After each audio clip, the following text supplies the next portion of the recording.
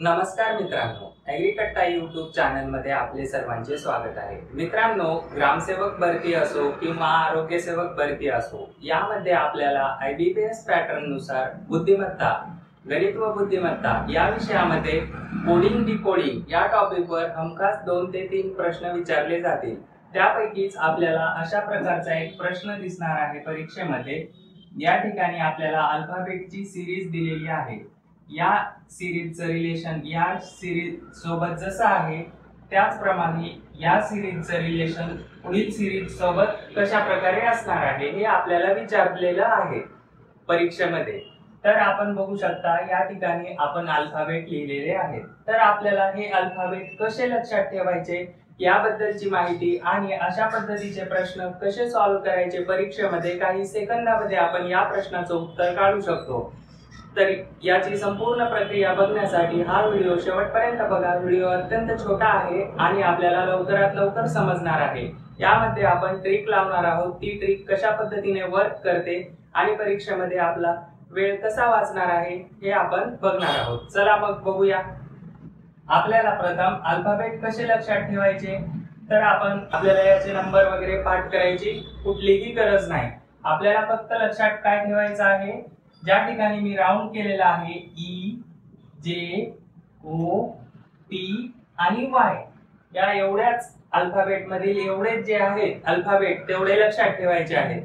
तर त्यावरून आपल्याला पूर्ण जी सिरीज आहे अल्फाबेटची त्याची नंबरिंग आपल्याला कळणार आहे। आपण बघू शकता 1 2 3 4 5 नंबरला काय आहे तर E आहे। त्यानंतर 6 7 8 9 आणि 10 नंबरला काय आहे J आहे। त्यानंतर O किती नंबरला आहे EJ, O आहे 15 नंबरला। त्यानंतर T किती नंबरला आहे तर 20 नंबरला आहे आणि Y हे 25 नंबरला आहे। त्या एवढ्या गोष्टी आपण लक्षात ठेवल्या तर आपल्याला अल्फाबेटची सिरीज पाठ करायची किंवा त्यांची नंबरिंग पाठ करायची गरज पडणार नाही। आपण फक्त एवढं लक्षात ठेवायचं आहे EJOTY हे म्हणजे 5चा पाढा आहे। त्यावरून आपल्याला आता Z कुठे विचारलं असेल तर लगेच लक्षात येतं Z हे Y च्या नंतर आहे, म्हणजे आपला 26 क्रमांकाचा Z असणार आहे। याचवरून आपण बघूया या प्रश्नाचं उत्तर आपल्याला कसं सॉल्व्ह करता येईल। तर B नंतर E आलेला आहे, तर B नंतर E किती नंबर आहे ते 2 सोडून B नंतर E आलेला आहे। त्यानंतर E नंतर H कसं आलेला आहे तर हे 2 सोडून H आलेला आहे।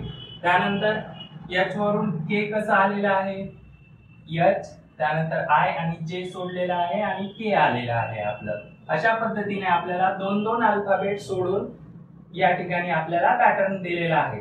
तर त्यानंतर K पासून P पर्यंत जाण्यासाठी आपल्याला किती अल्फाबेट सोडावे लागतील L M N O, म्हणजे या ठिकाणी आपले +4 होणार आहे।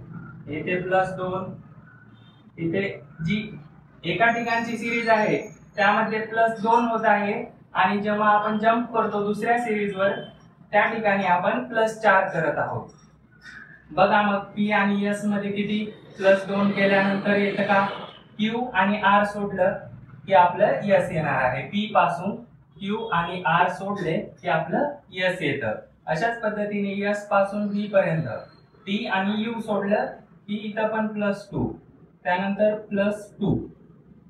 तर आता या ठिकाणी बघा ADGJ दिलेला आहे, तर आपल्याला ही या सर्व ह्याची काढायची गरज नाहीये। आपण डायरेक्ट J वरून जाऊया। +4 केले J मध्ये तर किती येणार, कोणता अल्फाबेट येणार आहे J मध्ये 1 2 3 4 ने 4 सोडून दिले तर O येणार आहे, म्हणजे O पासून सुरू होणार आपलं जे ऑप्शन असणार आहे ते आपलं उत्तर येणार आहे। परंतु आपण पूर्ण सिरीज काढून घेऊया। O नंतर P आणि Q सोडून R येणार आहे। त्यानंतर R पासून S आणि T सोडून U येणार आहे। U नंतर 2 अल्फाबेट सोडून X येणार आहे।